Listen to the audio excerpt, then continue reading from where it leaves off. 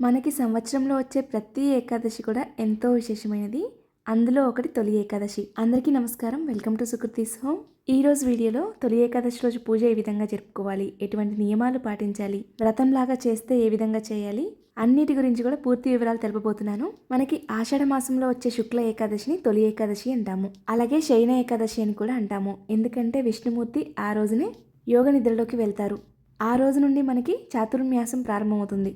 మనం ఏకాదశి రోజున వ్రతం చేయొచ్చు, లేదా వ్రతం చేయలేము అనుకునేవారు ఉపవాసం చేస్తూ నార్మల్ పూజ చేసుకోవచ్చు, లేదా ఉపవాసం చేయలేము అనుకునేవారు నార్మల్గా పూజ చేసుకోవచ్చు. ఈ 2026వ సంవత్సరంలో మనకి శనివారంతో కలిసి వచ్చింది ఏకాదశి. సో ఇంకా ప్రత్యేకమైన రోజుగా భావించాలి. మనం ఆ రోజున ఇంట్లో పీఠం ఏర్పాటు చేసుకుంటే చాలా మంచిది. ఒకవేళ పీఠం ఏర్పాటు చేసుకోలేకపోతే పూజా మందిరంలోనే పూజ చేసుకోవచ్చు. ఆ రోజున చక్కగా ఉదయాన్నే లేచి తలస్నానం చేసి ఇంటి ముందు చక్కగా గడపలు పుదించుకొని ఇంట్లో ఒక పీఠం ఏర్పాటు చేసుకొని దాని మీద ఒక వస్త్రం పరుచుకోవాలి. దాని మీద 3 గుప్పెలు కానీ 5 గుప్పెలు కానీ బియ్యం పోసి చక్కగా గంధము కుంకుమతో అలంకరించుకున్న వెంకటేశ్వర స్వామి ఫోటో కానీ, లేదా లక్ష్మీ సమేత విష్ణుమూర్తి స్వామి ఫోటో కానీ, విష్ణు రూపమైన ఏ ఫోటో అయినా పెట్టుకోవచ్చు. ఫోటోకి చక్కగా గంధము కుంకుమ అలంకరించడమే కాకుండా తెల్లటి పుష్పాలతో తులసి మాలతో అలంకరిస్తే చాలా మంచిది. మనం ముందుగా ఏ పూజ చేయాలన్నా, ఏ వ్రతం చేయాలన్నా విఘ్నేశ్వరుని పూజించాలి. అందుకే ఆ విఘ్నేశ్వరునికి దీపధూప నైవేద్యాలు సమర్పించాలి. ఓం గణేశాయ నమః అని చదువుకుంటూ పూజ స్టార్ట్ చేసుకోండి. మనం ఈ పూజని పూజా మందిరంలో చేసుకోవచ్చు, లేదా ఇలా పీఠం ఏర్పాటు చేసుకొని చేసుకోవచ్చు.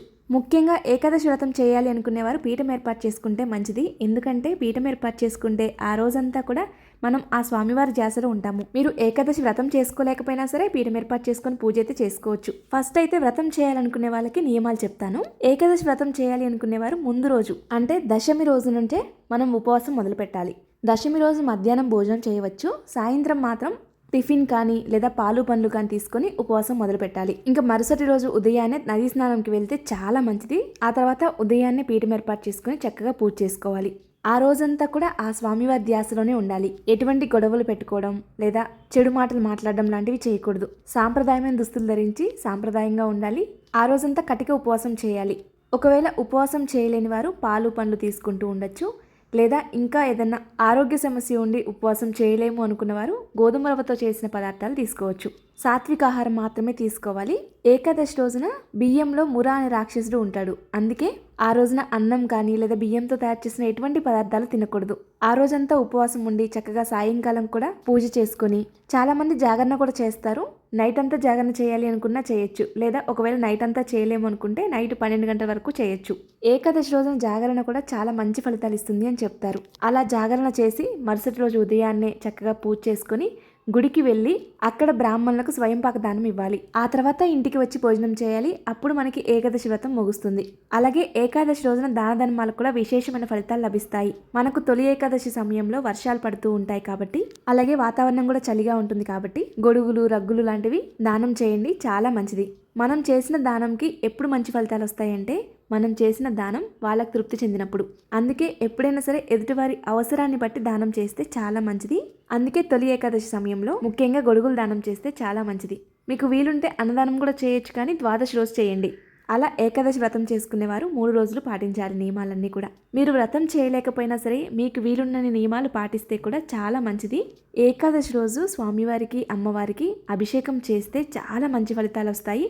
అలాగే మనసు కూడా చాలా తృప్తిగా ఉంటుంది. మన వీలును బట్టి పంచామృతాలతో అభిషేకం చేయవచ్చు, లేదా పసుపు కుంకుమలతో అభిషేకం చేయవచ్చు, లేదా తులసి తీర్థంతో అభిషేకం చేయవచ్చు.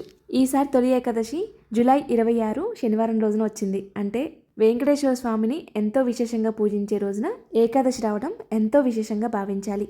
మనం ఆ రోజున ఏం చేసినా సరే రెట్టింపు ఫలితాలు పొందవచ్చు. అలాగే 7 శనివారం వ్రతం ప్రారంభించాలి అనుకుంటే వారు కూడా ఆ రోజున ప్రారంభించవచ్చు. ఇలా స్వామి అమ్మవార్లకు అభిషేకం చేసిన తర్వాత ఈ నీటిని ఎవరు తొక్కని ప్రదేశంలో ఏదైనా చెట్టు మొదట్లో పోయండి. ఆ తర్వాత స్వామి అమ్మవార్లను చక్కగా అలంకరించుకొని పసుపు కుంకుమలతో పూజించాలి. ఒకవేళ వ్రతం చేయలేకపోయినా సరే, అంటే ముందు రోజు నుంచి ఉపవాసం చేసి ఆ రోజంతా ఉపవాసం చేయలేము అనుకునేవారు కూడా చక్కగా ఉదయాన్నే లేచి పీఠం ఏర్పాటు చేసుకొని కానీ, లేదా పూజా మందిరంలో కానీ పూజ విశేషంగా చేసుకోండి. వీలైతే భోజనం చేయకుండా గోధుమ రవ్వతో తయారు చేసిన పదార్థాలు తీసుకోండి. మనం వెంకటేశ్వర స్వామి పూజలో ఎప్పుడు కూడా తులసి దళాలు ఉపయోగిస్తే చాలా మంచిది. అలంకరించిన పూజ చేసినా చాలా మంచిది. ప్రతి శనివారం కూడా పూజ చేసుకోవచ్చు, చాలా మంచిది. ఏకాదశి రోజు కూడా తులసి దళాలతో పూజించండి. మీరు వ్రతం చేసినా చేయకపోయినా సరే ఎంత వీలుంటే అంత నియమాలు పాటిస్తూ తృప్తిగా పూజ చేసుకోండి. వ్రతం చేసినంత ఫలితం లభిస్తుంది. తొలి ఏకాదశి రోజు దాన ధర్మాలు చేస్తే చాలా మంచిదని చెప్పుకున్నాం కదా. సో వ్రతం చేసినా చేయకపోయినా సరే మీ వీలున్నంతలో దాన ధర్మాలు చేయొచ్చు. ఒకవేళ గొడుగులు కొనలేము, అంత కాస్ట్లీగా కొనలేము అనుకుంటే కూడా మీకు తోచింది దానం చేయవచ్చు. అలాగే తొలి ఏకాదశి రోజైనా శనివారం రోజైనా పిండి దీపాలకు విశేష ఫలితం లభిస్తుంది. పిండి దీపాలు 1 కానీ 3 కానీ 5 కానీ చేసుకోవచ్చు. మీరు ఒకవేళ 7 శనివారం వ్రతం చేయాలి అనుకుంటే కూడా ఖచ్చితంగా పిండి దీపారాధన చేయాలి. మీరు ఏకాదశి రోజైనా శనివారం రోజైనా కుందుల్లో అయితే ఖచ్చితంగా నువ్వుల నూనెతో దీపారాధన చేయండి. ఎందుకంటే శనివారం రోజు నువ్వుల నూనెతో దీపారాధన చేస్తే శని ప్రభావం ఏమన్నా ఉంటే తగ్గిపోతుంది. అంటే కొంతమందికి శని దోషాలు ఉంటాయంటారు కదా, అటువంటి దోషాలు ఉంటే తొలగిపోతాయి. అలాగే పిండి ప్రమిదల్లో ఆవు నెయ్యితో దీపారాధన చేయండి. పిండి ప్రమిదల్లో ఆవు నెయ్యితో దీపారాధన కుంభవత్తులు పెట్టుకోవచ్చు, లేదా అడ్డవత్తులు పెట్టుకునే దీపారాధన చేయవచ్చు. దీపారాధన చేసి దీపానికి కుంకుమ అలంకరించి అక్షింతలు పుష్పం సమర్పించాలి. మీరు ఇదే విధంగా పూజని అంటే అభిషేకం చేయడం, పిండి దీపారాధన చేయడం ఇవన్నీ కూడా పూజా మందిరంలోనే చేసుకోవచ్చు. చెప్పాను కదండి, పీఠం ఏర్పాటు చేసుకుంటే ఏంటంటే మనం వ్రతం చేసినా చేయకపోయినా పీఠం ఏర్పాటు చేసుకొని పూజ చేసుకుంటే ఆ రోజంతా ఇంట్లో మనం తిరుగుతున్నప్పుడు పీఠం కనిపిస్తూ ఉంటుంది. సో మనకు తెలియకుండానే ఆ స్వామివారి మీద ధ్యాస వెళ్తూ ఉంటుంది. వెంకటేశ్వర స్వామి అష్టోత్తరము, గోవిందనామాలు, మణిదీప వర్ణన ఇవన్నీ కూడా చదువుకోండి. మీరు స్వామివారికి సంబంధించినవి చదువుకుంటే ఖచ్చితంగా అమ్మవారిని కూడా గుర్తు చేసుకోవాలి. అప్పుడే సంపూర్ణ ఫలితం మనకి లభిస్తుంది. ఇవన్నీ చదువుకునేటప్పుడు మనం అక్షింతల్ని కానీ పుష్పాలని కానీ లేదా రూపాయి కాయిన్స్ కానీ గోమతి చక్రాలు, గవ్వలు, చిట్టి గాజులు ఇవి మంగళకరమైన వస్తువులు ఏవైనా సరే సమర్పిస్తూ చదువుకోవచ్చు. ఒకవేళ ఏవి అందుబాటులో లేకపోతే అక్షింతలు కానీ పుష్పాలు కానీ సమర్పిస్తూ చదువుకోవచ్చు. ఒకవేళ అవి కూడా అందుబాటులో లేవనుకుంటే లేదా మీరు వాటన్నిటితో చదువుకోవాలని ఉంటుంది కానీ అవి అందుబాటులో ఉండవు అనుకుంటే మీరు మీరు చదువుకుంటూ మనసులో స్వామివారికి సమర్పిస్తున్నట్టుగా చదువుకోండి. ఖచ్చితంగా మీ యొక్క కోరిక ఆ స్వామివారికి చేరుతుంది. తులసి దళాలు సమర్పిస్తూ కూడా ఆ స్వామివారికి అష్టోత్తరం చదువుకుంటే మంచిది.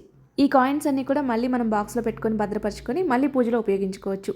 మీరు ఇవేమి చదువుకోలేము అనుకుంటే గోవింద గోవింద అని చదువుకుంటూ పూజ చేసుకోండి. లేదా ఓం శ్రీ వెంకటేశ్వర స్వామి అయిన మహా చదువుకోవచ్చు. అలాగే ఓం శ్రీ లక్ష్మీదేవి అయిన మహా చదువుకోండి, శ్రీమాత్రైన మహా చదువుకోండి. అన్నీ చదువుకున్న తర్వాత నైవేద్యం సమర్పించి ధూపం చూపించి కర్పూర నీరాజనం సమర్పించాలి. అయితే తొలి ఏకాదశి రోజున కంపల్సరీ పేలపిండి నైవేద్యంగా సమర్పించాలి. ఆ రోజున పేలపిండి సమర్పించడంలో కూడా ఒక పరమార్థం ఉంటుంది. ఎందుకంటే పేలపిండి తినడం చాలా మంచిది ఆరోగ్యానికి. తొలి ఏకాదశి సమయంలో మనకి వర్షాలు పడుతూ ఉంటాయి కదా, ఆ సమయంలో బాడీలోని హీట్ని బ్యాలెన్స్ చేయడానికి పేలపిండి ఉపయోగపడుతుంది. సో నార్మల్గా అయితే మనం తినము కాబట్టి ప్రసాదంగా అయితే ఖచ్చితంగా స్వీకరిస్తాం కాబట్టి ఆ రోజున స్వామివారికి నైవేద్యంగా సమర్పించి మనం కూడా ప్రసాదంగా స్వీకరించాలి. అందుకే పేలపిండి తొలి ఏకాదశి రోజు తినాలి అని చెప్తారు. ఇలా చక్కగా పూజ చేసుకొని ఒకవేళ పీఠం ఏర్పాటు చేసుకుంటే సాయంకాలం కూడా పూజ చేసుకుని మరుసటి రోజు ఉదయాన్నే పీఠాన్ని కదిపి తీసుకోవాలి.